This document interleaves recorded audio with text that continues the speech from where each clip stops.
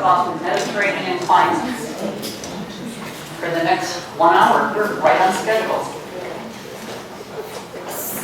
How many of you are familiar with Mediterranean climates? Oh, right here. Okay, so some of this will be a review, so forgive me if you already know, but if not, we'll go through it. There are 5 Mediterranean climates in the world. So look at California first. We have the Mediterranean climate, which extends from northern Baja all the way up to southern Oregon. Also in the northern hemisphere, we have the Mediterranean basin. There are 15 countries that surround the Mediterranean basin. Down in the south, we have central Chile, the Atacama Desert in the north, all the way down to a town called Concepcion in the south. Also in the southern hemisphere is Cape South Africa, and then southwestern Australia and South Australia. The thing that's common about these areas is that they are kind of east of the flow of the climate. Climate typically goes from west to east, correct? And so we've got the cool ocean breeze coming in on all of these areas, which is part of the reason that they have become Mediterranean climates. So we all have that cool ocean breeze. The Mediterranean up here, the Mediterranean Sea actually gets pretty warm. So the climate in the Mediterranean is a little, the temperature in the Mediterranean is a little higher than some of these other areas. So 5 regions in the world, 2% of the land mass. Actually, it's a little less than 2%. And then I've always wondered, for a long time, and finally I found this information out, I wondered, how much is in the northern hemisphere? How much is in the southern hemisphere? And what are the percentages by region? And I finally found the information, and this is the information, which I just think is kind of curious.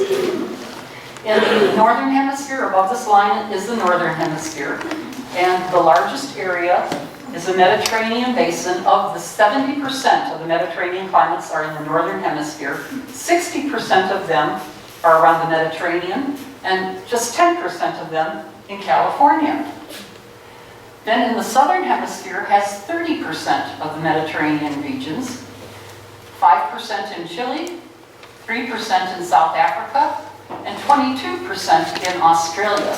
Now that 22% in Australia represents a tiny, tiny bit of Australia, but still it's 2%. So when you're looking at these numbers, which region do you think has the largest number of Mediterranean plants?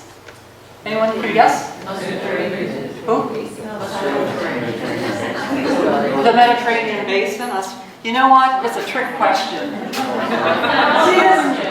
See this one, South Africa? 3%, just 3% of the Mediterranean climate has 80% of the plant diversity. Isn't that amazing? It's because of their topography. They've got mountains, they've got lower, and they're just the most diverse topography of all the areas. So that's why they have the most diversity, 3%. Isn't that interesting? You know where I found this? As I'm talking, if any of you are interested in learning more about Mediterranean climates, this is an excellent book, and I'll leave it up here on the table for you. It's called Plant Life in the World's Mediterranean Climates. So it's really an interesting book.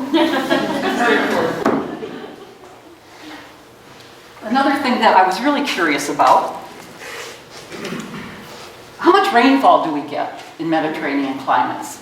So I picked San Diego, right? Our annual rainfall is approximately 10%. I got 11% at my house this year. Our wettest month, we typically get 2 inches. I said 10%, I mean 10 inches. Our wettest month, we usually get 2 inches, and in our driest month, nothing, right? So I picked some other cities here. San Diego, Chile is at, I think about 33 degrees latitude. So they get a little more rain than we do down there. Casablanca, I said there are 15 countries in the Mediterranean, or surrounding the Mediterranean. I picked Casablanca because it's at about 32 degrees as well. Actually, the Mediterranean, did I say on this map that the Mediterranean climates go from 30 degrees to 45 degrees north and south of the equator, which is really important. And if you look at California, we don't, the Mediterranean climate here, we don't get anywhere near that 45 degrees, but if we look at Europe, it gets pretty close to that 45 degrees. So when I was doing that rainfall chart, I wanted to pick something that had a climate, a latitude similar to San Diego, which is Casablanca, Morocco. And they get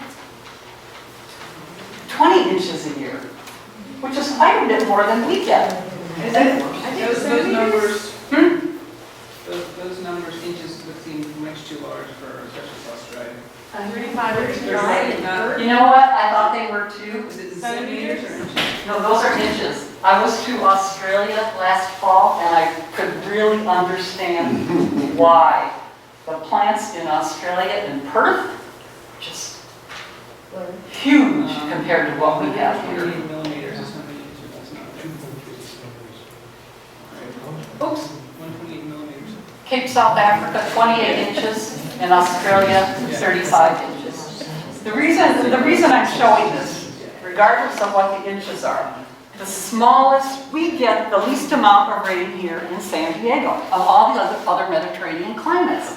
So when you hear someone say, well, it's a Mediterranean plant, we can grow it here, because it grows in all the other Mediterranean regions. Well, think about that for a bit, because we just don't get as much water as the other regions get.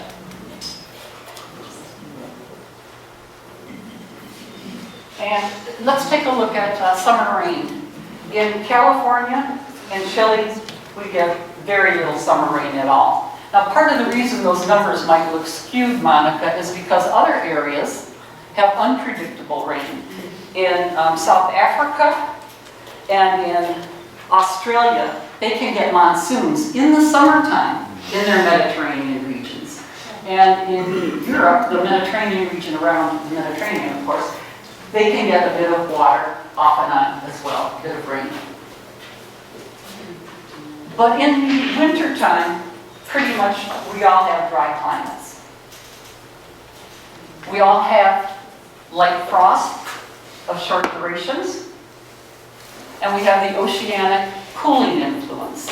And this is what keeps our temperature moderate. Where's Jennifer? Hey Jennifer, how do you like this May rain? Do you know you're in for June next month? Get used to it. We all have summer. Oops, did I? No. We all have summer fog, which is a source of moisture for plants, and it's even measurable. You can actually measure the amount of rain we get from fog. And we get fires during the dry season, right? We all do. Well, Yes, you said that. the 35 inches of rain, do they get the same kind of fires susceptibility in Australia that we do? Do they get the same kind of Are they susceptibility? as susceptible to fires as we are? Oh, he's saying with the amount of rain in Australia, are they susceptible to the same amount of fires as we have? I don't know the answer to that question. Yes, they do. As a matter of fact, just a couple of years ago, they had those huge fires. That wasn't right here. We're not anywhere, but on the East Coast. Where they get more rain. We get fires in water. Because it blows a lot of fuel.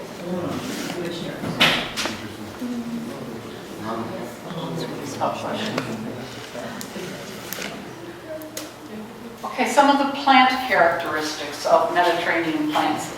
They're strongly mycorrhizal. They've got a system of bacteria and fungus that grows underground. It's invisible to us, but in some plants it can be as big as the entire root structure. And what this does is this bacteria and fungus provides water and nutrients to the roots. And 97% of California natives have this mycorrhizal system beneath them. They're small and shrubby. There are different names for them. We call this chaparral here. In Europe, they call it maqui. In South Africa, they call it thimbos. Madorel in Chile, and Mallee in Australia. So what we call chaparral has different terms around the world. They're aromatic to deter herbivores. So let's take a look at one. Where is Vanna?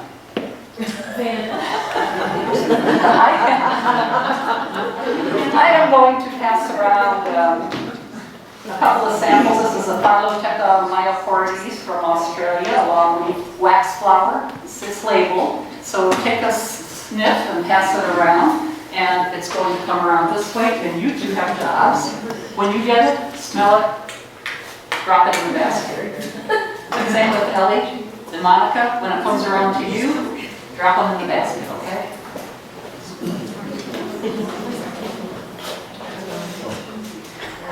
Because they're aromatic, it takes a lot of investment for those plants to produce that aroma. So the leaves are usually pretty small. It takes longer for the plants to grow. And because they have that aroma, that there's oils in them, they burn easily due to those chemicals. But they know how to survive. Plants know how to survive. Whose blooming plant was Ceanothus? That was your bloom. We talked about how Ceanothus seeds can last for years, up to 100 years in the ground. So plants have these survival mechanisms. They can survive. Other plants have a thick bark. Now these two I'm going to pass around. They're going to go all the way back to bottom, okay? Because I only have two. I only have two. This is a cork oak. When you're touring today, you will see the cork oak. And the cork oak can burn. It doesn't destroy the cambium layer. It can burn, and the plant will not die. So that's another mechanism. What else? Oh, the Banksia. Some plants love fire. This is a Banksia seed pod. And on many of the Banksias, the seed pod will not open unless there's a fire. So if you have a Banksia and you want to open the seed pod, but you don't want to destroy the seeds, put it in the oven, 300 degrees, 5 minutes. The seed pods will open. You can get the little seeds out and plant them. Try it if you want, but it won't destroy the seeds. So we'll see some Banksias today, and this is a Banksia seed pod from a Banksia, I can't remember, spindulosus, Banksia, maybe it doesn't matter. This is a seed pod from a Banksia, which I'll pass around. And the other thing I'm going to pass around is this, which is kind of interesting. If we have any wood turners in the class, I know some people play with wood. If you take this and you put it on a lathe and turn it, just kind of shave the plant down, shave the seed pod down, you'll get something like this. So it's kind of an interesting thing. So that's a Banksia seed pod, and the seed pod that has been turned on a lathe.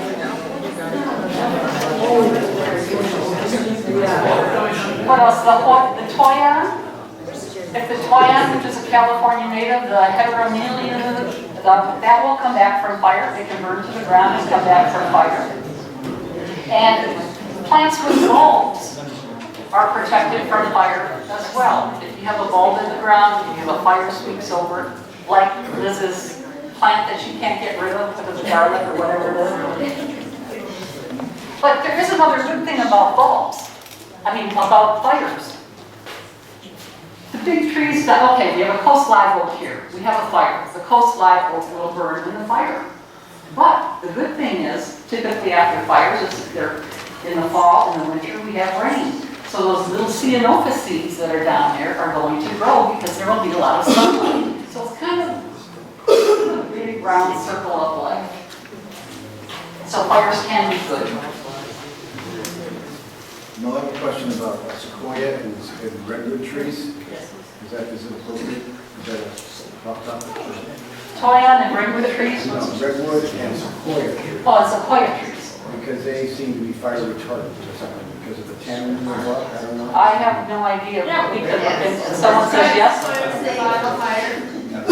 Toyon and redwood trees, sequoia and redwood trees are resistant because they have some kind of a chemical in their bark. Are they in these other Mediterranean islands? I don't, well, the redwoods are native to California, aren't they? And so unless they were planted in another Mediterranean climate, which they could very well be.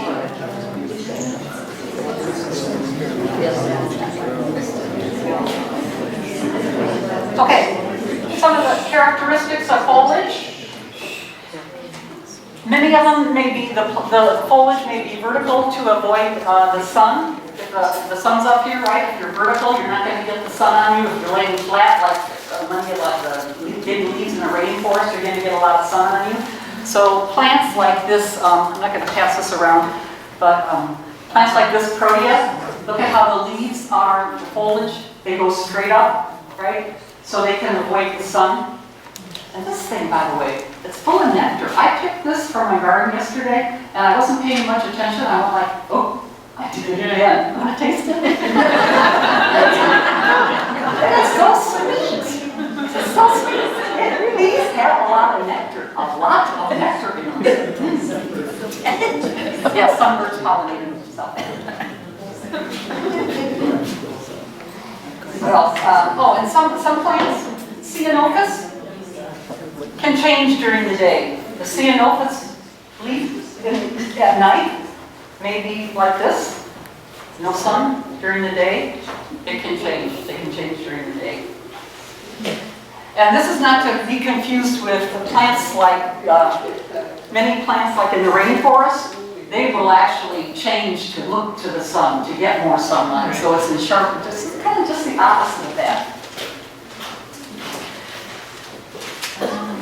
And many of the plants are drought deciduous. Many of our California natives are drought deciduous. August comes, September comes, they start dropping their leaves. They're drought deciduous. Many have small leaves with fine hairs, or they're waxy. This is I'm passing around, and Bob is passing around, an Abutilon palmeri. Or even past that. Huh? He already passed. He already passed that around. I'm sorry. Well, we're not going to fire you just yet. Fire them. This is Abutilon palmeri. Notice how soft the leaves are. They've got little hairs on them. So the purpose of the little hairs, a couple purposes. Number one, if there's wind blowing, the wind can't get to the leaf because it blows right over the hairs. The other thing is if we have some fog in the morning, the fog will sit on top of those hairs, so, turn into little droplets, and they'll provide a source of moisture for the plants. We'll talk about Abutilon later, and there is one in the garden. But this is from the Anza Desert and south. It's really a nice, easy plant to grow. What else? Oh, some of them have waxy leaves, and that's called sclerical. I wrote it down here. Have you passed this one around too? Yes, ma'am. You passed them all around?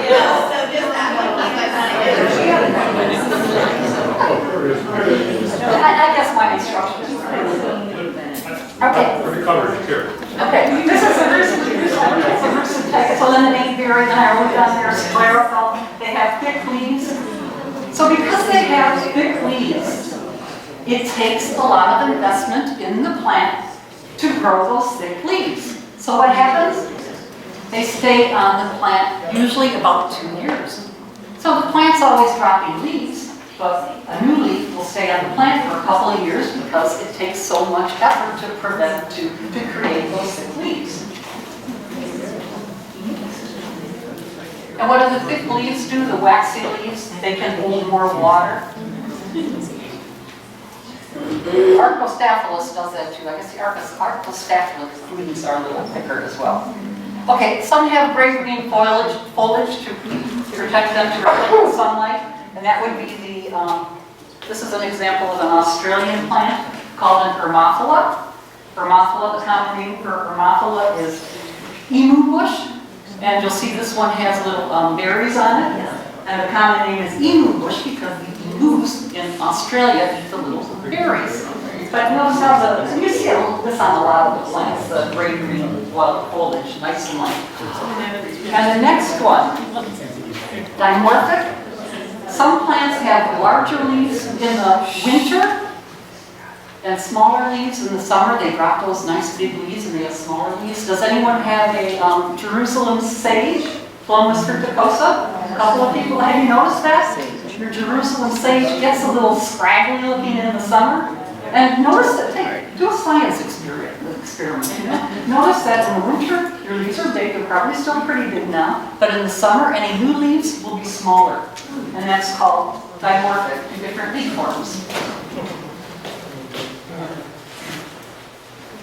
Oh, so why grow Mediterranean plants? Many of them are drought tolerant. Many of them are edible. Many herbs are Mediterranean. Many of our what do you call them? Subtropical fruits trees are Mediterranean, and we'll see those in a minute. And the growth rate is typically slow, so you tend to have a little less maintenance. Planting recommendations. Don't crowd your plant. I know we all want instant gratification, but we're in a drought, and we will be probably for many years. When you plant your plants, read how big they're going to get, and then space them apart so they have room to grow. Plants like air circulation. It keeps the insects to a minimum. So give them some room to grow. Their roots will have more room to grow if you don't plant them right next to each other. And in the long run, you'll be happier. I gave a talk similar to this to a developer a couple of weeks ago, and they go, well, and I said, and you'll spend less money on plants. And they said, well, we like to buy a lot of plants. We make more money if we sell more plants. But we talked about it for quite some time and about the drought. And I think they kind of agreed, you know, tell people that instant gratification is not what we want. We can't afford that in a drought. It just doesn't make sense. So give them room. We all know that drainage is essential. Oh, and do not crowd for what? Group like plants for water reasons, right? You know, I can plant my California natives right next to my Australian natives because they get you give them very little water in the summer, and they don't take fertilizer. You don't give either of those fertilizers, so I can plant those together. So think about what you're planting. Oh, and stake the plants when necessary. You know, years ago, I kind of poo-pooed this. If you read, I think it was in chapter, whatever, one of your chapters, the first chapter 12, it talked about it talked about staking plants. Right. And I used to go, oh, it doesn't matter. Well, I bought a plant once, got it home, put it in the ground, here's the stake, here's the plant, the first wind that came, I swear, it just popped it right off. Has anyone ever had that happen to them? So, you know, your book talks about 2 stakes and give them a little bit of leverage. Do what it says in your book. I can't tell you enough. Okay, tips. Fertilizers can kill some plants. I talked about the mycorrhizal system, that bacteria and fungus.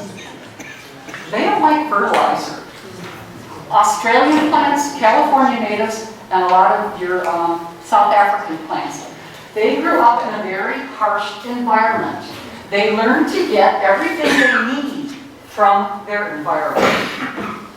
So if you give them fertilizer, you, number one, might be killing that mycorrhizal environment, or number 2, if it goes in their roots, it will be like putting them on steroids. So my rule of thumb is I'm too lazy to fertilize. First of all, I don't have the time to fertilize. And the only time I would ever fertilize is if I really think the plant needed it, and I would read the instructions first about what the plant's needs and read the instructions on your fertilizer. Do y'all have time to fertilize? Yeah, no, you know, fertilizer can kill some plants. Mulching is recommended. You know, it drives me crazy, absolutely crazy. When I'm walking around, I walk every morning, I'm walking around and I see someone there with a rake. Darn, they're gonna get every last leaf out from under that plant and they're gonna scrape it until they can see the lines in the dirt. Drives me crazy. So, at any rate, I showed you this protea, right? Years ago, when this was spent, I would take the, I would deadhead it and throw it in the recycle bin. No more. Now, if I'm going to deadhead it, I'll throw it on the ground. These make wonderful mulch. You work with these at the zoo, don't you? Okay, I'm going to pass 2 of these around. And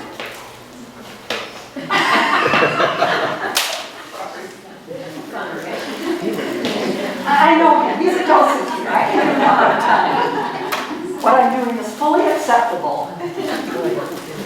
But they're interesting because that flower there, it will break apart with all these things that you'll see as I'm passing around. It makes great mulch. And it's nice color too. And the other thing, look at it. This is a flower. That is what that used to be. And it opens up. Oh, I forgot to tell you. I'm going to tell you some things that you will never need as a master gardener. This is one, but it's fun. It's fun to know these things. If you look, any mathematicians here? Okay, I will tell you. If you look at this closely, you will see a spiral pattern here. It's some sort of a mathematical formula with 13 of the spirals going one way and 9 of them going the other way. I don't know. But it's just kind of interesting what goes on with plants. Oh, before I forget, I told you just now that I was going to tell you something you would never need to know as a master gardener. So, are you game for another thing? Sure. You know how? Have you ever heard of the Coriolis effect? Oh, yeah. When you flush a toilet in the northern hemisphere, it's a little clockwise. Okay, so you know what that's about. You have a potted plant in the northern hemisphere. You have a potted plant in the southern hemisphere. I learned this from someone who does bonsai, because the bonsai people play with their roots, right? In the northern hemisphere, the bonsai guy said this. Feel tactile if you know the guy. In the northern hemisphere, the roots of the plant in a pot tend to go clockwise. Oh, guess what? Yeah. In the southern hemisphere, they tend to go counterclockwise. Is that wrong? You'll never get asked. You'll never get asked on that, but it's fun to know. Next thing, water deep and infrequently. You know, this 10 minutes, 3 times a week or whatever it is, you're much better off to water 20 minutes or 25 minutes once a week. Get the water down to the roots. Just water for a few. If you just water, it just gets on a little, you're promoting weeds, right? And that's the thing. The other mulching discourages the weeds. The other thing is do not move your plants. Once you've planted it, make your mind up and leave it where it is. Plant starts growing, it develops this mycorrhizal system. You yank it out of the ground and put it somewhere else. What are you doing? You're destroying the soil. So don't move your plants. Any questions on any of that? Okay, good. That's like a real, okay. I'm going to wait on, you've already asked too many questions.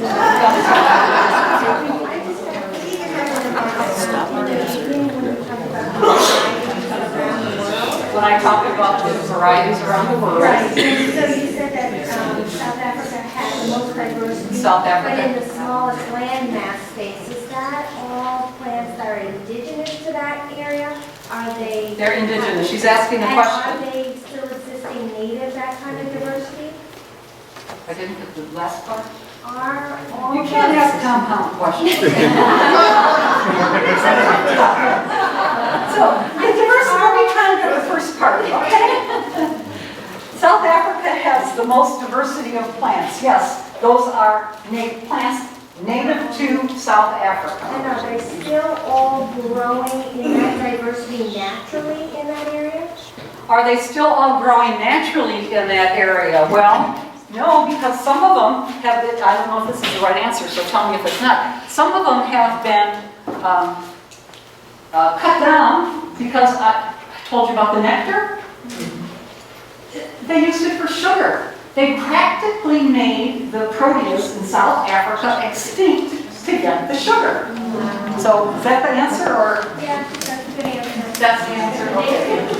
So yeah, just like we cut the pine trees in northern Michigan down for timber. 7-foot wide diameter, looks like good timber, let's cut them all down. Oh, question, okay. Just a comment. You talked about the Cape region as South Africa has its greatest diversity. Some of us present on the blooming tree. Yes. And anything native to the Cape of Good Hope area is the species name Fences. She's saying, that anything, whenever you see a plant and the name of the species ends with Capensis, it's from the Cape, South Africa. Okay, we have about a half hour to look through some plants, so we'll go pretty quickly. I'm not going to tell you a whole lot about them because you will see them in the gardens and your tour guides can tell you about them. So, some plants, when I first came to Southern California, I saw some of these plants like the echium, the Pride of Madeira. I thought it was native to California.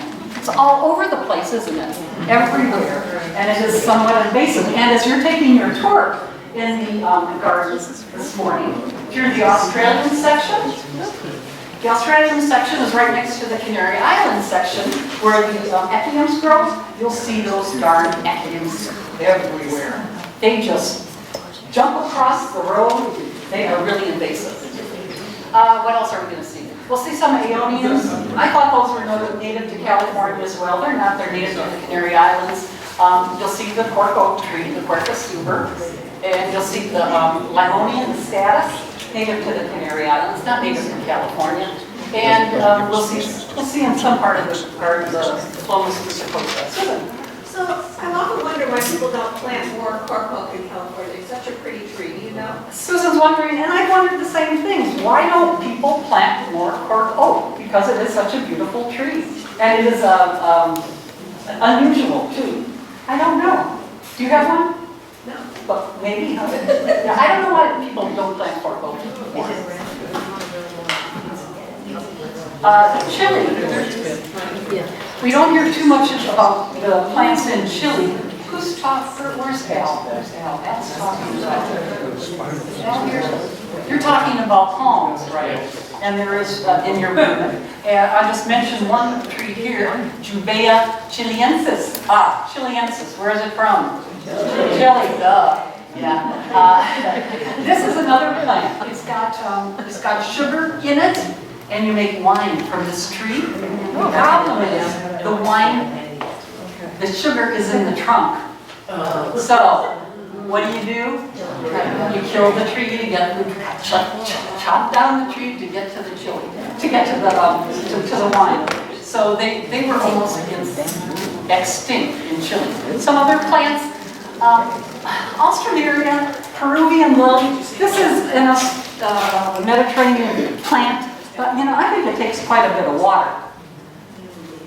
More water than a lot of other plants. The other thing about this plant is called Peruvian lily. The Austromerias are native to two countries, Brazil and Chile. The ones in Chile bloom, let's say, I might have this backwards, let's say in the winter. The ones in Brazil bloom in the summer. So what some hybrid person did was they crossed the two to get a plant that will bloom a couple times a year. But it's not from Peru. You remember my last talk, I'm not too hot on them. Okay, Hoya alpestris. Familiar with this? Sapphire tower. This is a beautiful plant. Alpestris. Is that telling anyone anything? Alpestris?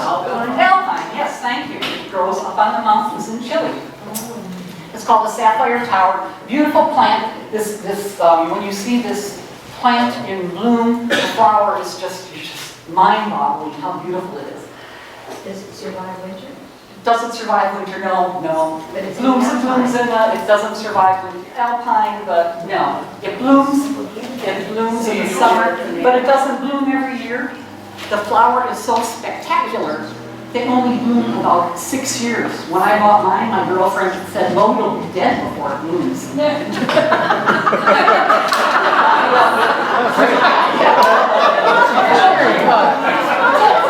only bloomed once, though. Calendrania, you want to make sure when you plant that, you plant it in mass because there's only one flower blooming per stalk at a time.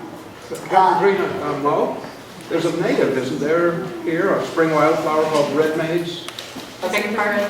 There's a red maize wildflower called, I think that's the same genus anyhow, I don't know if that's it. Red maize?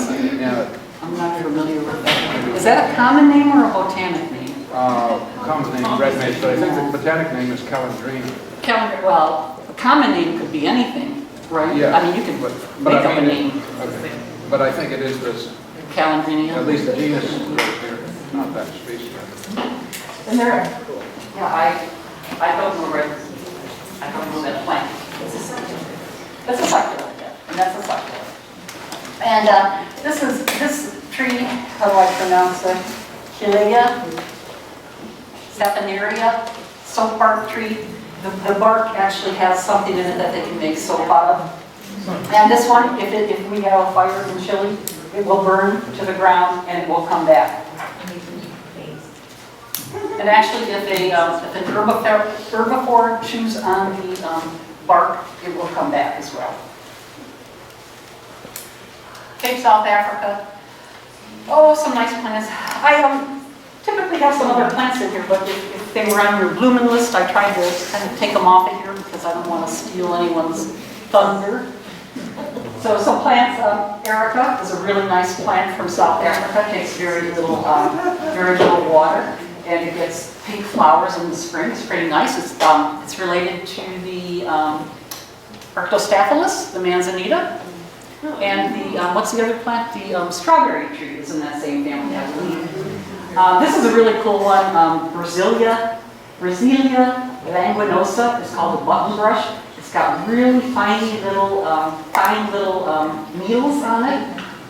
You'll start seeing this around in the nursery, hopefully pretty soon. Really nice plant. Just kind of keep that name in mind. If you hear of it, go for it. The Leonotus, the lion's tail. It's a nice Mediterranean plant, and I got tired of mine, so I just chopped it off with that little puppy, came right back. And I'll show you. You can get rid of me that easy. And another nice Cape South Africa plant is a pelargonium. Now this, do you know the difference between a pelargonium and a geranium? No? Well, I make sure, I have one slide at the end for your time, I'll show you. But this is not, botanically speaking, this thing is not a geranium. Its botanic name is pelargonium. We make it. Australia, I'll just go through these quickly.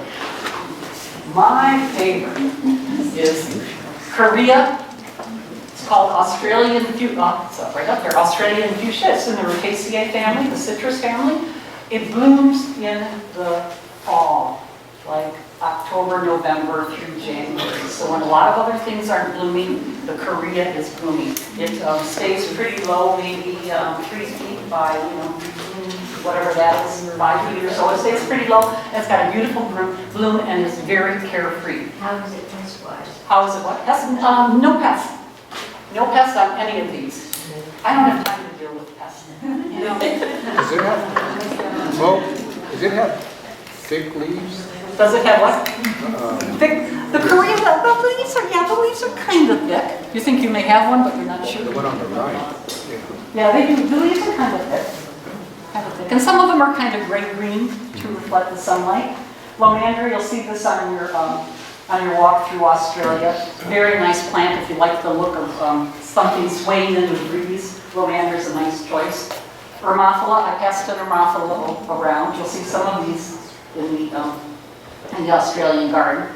But they grow like weeds here, and I can't get them to grow. And you see them in the nursery. It's like the Easter egg plant, and they have flowers with 3 colors on it. And you go, oh, that's the garland, I'm going to buy it and put it in the ground. I can go up with, so, just so you know. And Tomasia, very nice Australian plant. It's got leaves kind of like the abutilon, that soft velvety feel, very nice Australian plant. California, one of my favorites is the Galvesia speciosa. Are you familiar with that? I'm not sure, but it's a really, really nice plant. It's it self-sows, but just a little bit, so you get a few volunteers in your garden. We'll see this one when we walk through the native area, Paratonum arborea. And the interesting thing about this, it's called the bladder pot, and the interesting thing about the plant is the seed pods.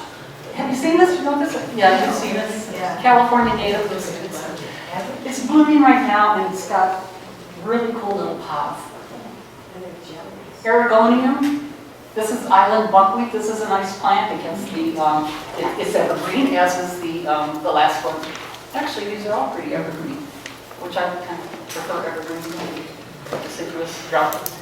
At any rate, this is another nice plant against island buckwheat, and it's island buckwheat because it's from the islands off the coast here. So what do they get? Rainfall only. Mine doesn't get, I've given mine many water in my garden and it does fine. Same thing with the Galvesia island, bush island.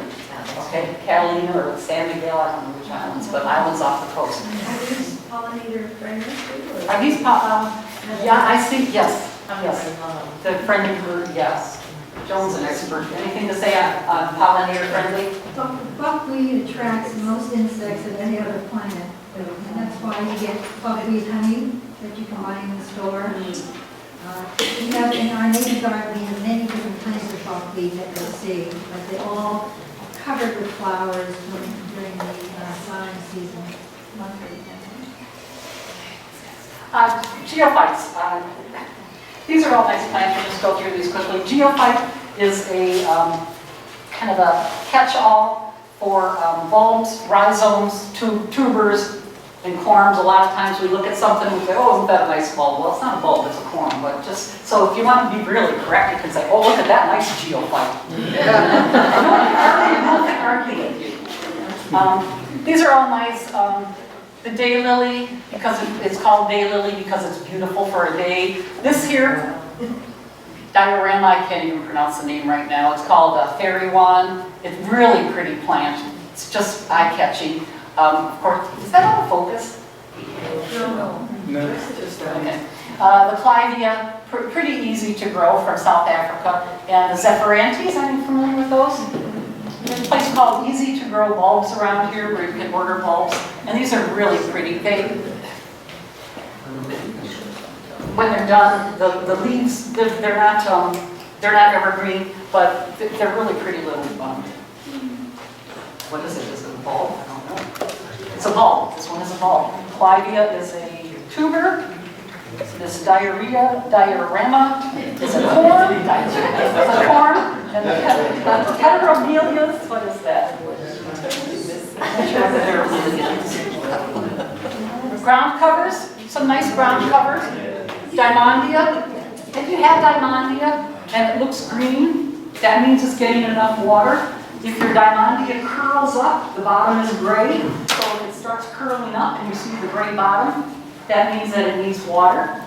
It's very drought tolerant. Its roots go down into the ground a good 12 inches, and it takes foot traffic. Ovana capensis. Where's it from? Very nice succulent. It's called Little Pickles, easy to get. Lantana is a nice ground cover as well. Another one, Grevillea ostiflora fanfare, is very nice. Blooms a lot. And Darwinia citriodora smells like citrus. And that's another nice ground cover. Herbs. These are all Mediterranean herbs. I guess I'm not going to talk much about these. If you want to learn about herbs, does anyone want to learn about herbs? Sure.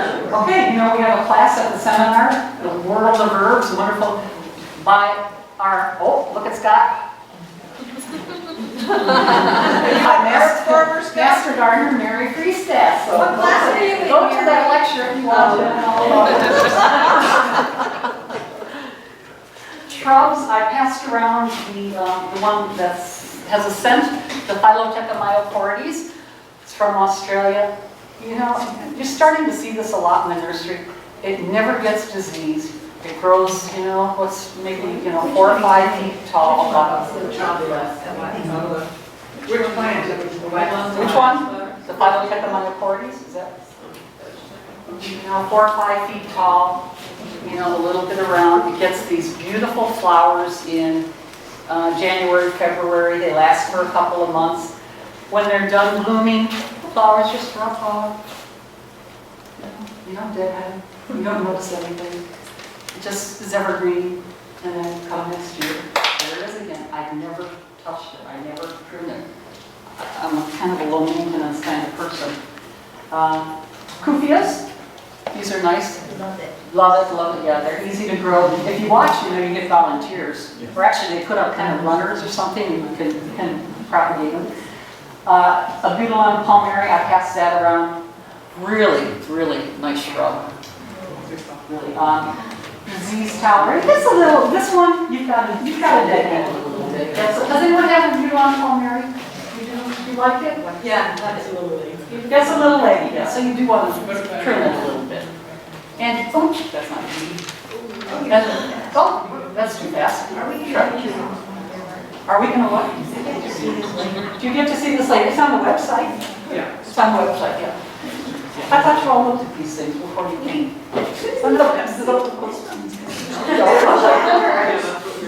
Okay. Kiwi's a nice, kiwi's from New Zealand, but still, nice Mediterranean plant. It doesn't take a lot of water.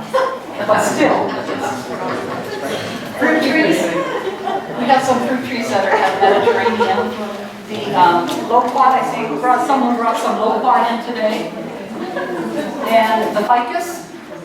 The figs, we'll see a really interesting fig tree on our tour today. Also the pineapple guava. Anyone have pineapple guava? Some people say, yeah, a lot of them. Never gets disease, does it? Never gets disease. It's got you can eat the fruit, you can eat the flowers. It doesn't get real big. Some people say it's like the best tree you can buy. The birds love it. The birds love it. I know there are like 8 really important reasons why you should buy this tree. And you don't have to pick the tree, Susan says. It just falls to the ground and it's ready. What more could we want? The pineapple guava. That's the pineapple guava I'm talking about. It had a different name. It changed its name a couple of years ago. And another nice one is the pomegranate, actually grown near Iran many years ago, but does very well here in our climate. What's next? Ornamental trees. Well, the stenocarpus, the firewheel tree. We have 2 of them here. They might be blooming if we look real hard. It's from Eastern Australia. Eastern Australia is not a Mediterranean climate, but this tree adapts pretty much to any climate. But it's in the Proteaceae family, so it's in the Proteaceae family, so be careful with its roots and don't fertilize it. It's a very slow grower to about 30 feet or so, but it takes a long time for them to get that big. Beautiful tree. Very beautiful tree, stenocarpus. Cercis occidentalis, western redbud, a California native. I had one and I planted it in the wrong place, so after it lifted up a lot of the tile, I finally said, I planted it in the wrong place. But beautiful, if you have room for a tree, some years you go, yeah, you might have it. It drops its leaves in, I don't know what, November, December, something like that. And then you get covered with these beautiful pink flowers. It's in the Fabaceae family, is it? Yes, it's in the Fabaceae family. So it's a good nitrogen fixer. When the leaves fall to the ground, if you can't have the leaves where they are, pick them up, put them under another plant because they've got a lot of nitrogen in them. They're good for your plants. It drops its leaves and then it flowers. Any idea why it might drop its leaves before it flowers? It drops its leaves for a couple of reasons. Number 1, if there are no leaves, the pollinators can see it better.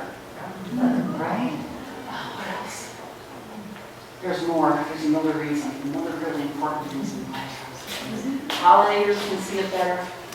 And and the energy can be directed to the flower growth if it's not being directed at leaves. So you'll get bigger, beautiful flowers. And there's less obstruction. Really a lot easier to see. Less obstruction for the wind, so the wind can blow through it easier as well. How big do sarsus? Too big. No, how big do they get? You know, I'm going to say like 20 feet max, 20 feet and a big spread.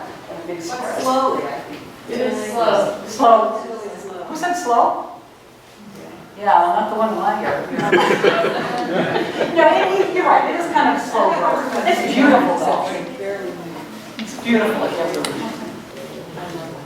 Oh, that's not the right one.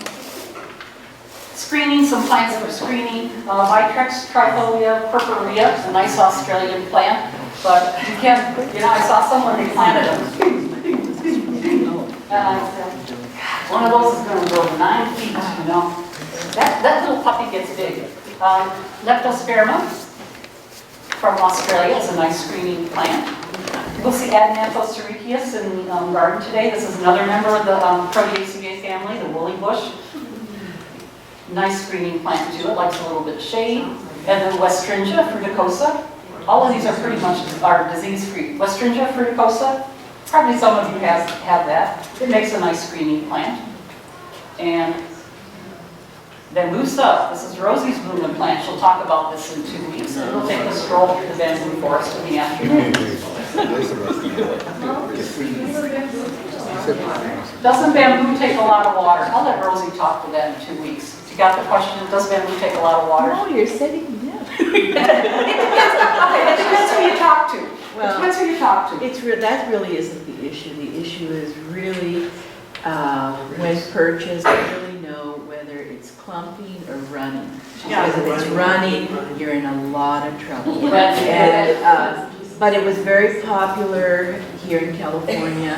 I just went to a historical tour of homes in Chula Vista to find one of the oldest homes, 1916. And even Kate Sessions was recommending it because she visited this home and they were using it for screening. And you really have to know, you have to ID whether it's clumping or running. So I knew whether it's pumping or running, she said, but remember, it's a, And that's my it's presentation. a grass, it's like water. But if you talk to someone from the American Bamboo Society, they'll tell you, it doesn't take any water. Bamboo is subtropical, isn't it? Is it the Mediterranean? Bamboo is subtropical, she's saying some of it is subtropical. There are a couple of species that are actually native to the United States. They grow on every continent except, they're native to every continent except Antarctica and Europe, which is kind of weird. Okay, I have 2 minutes. So I put the slide in here in case I have time, and I have time. This is a comparison of true geraniums versus a pelargonium. Both of these plants, many, many years ago, used to be called geraniums. A few years ago, I don't know how many years ago, someone decided that these plants here were so much different than these that they named this one, they left this one as geranium, and they called this one a pelargonium. The big differences are the true geranium has radially symmetrical flowers. See how they're symmetrical all the way around? We'll see, some of you may see them in the gardens, point them out. The pelargonium has bilaterally symmetrical flowers. You see how they're symmetrical? These two are symmetrical, and the petals at the bottom are symmetrical. So big distinction between this flower and the other flower. The true geranium is kind of herbaceous in appearance. Just look like little plants, nothing else. The pelargonium has thick succulent leaves, real fleshy. Another big difference. On the true geranium, the seeds float in the breeze. They kind of go off and float. And on the geranium, the pelargonium, they fling away. They pop and fling away. The true geranium is native to North America and Europe, and the pelargonium is native to Africa and South Australia. That's the difference between geranium and pelican. Okay, any questions on that?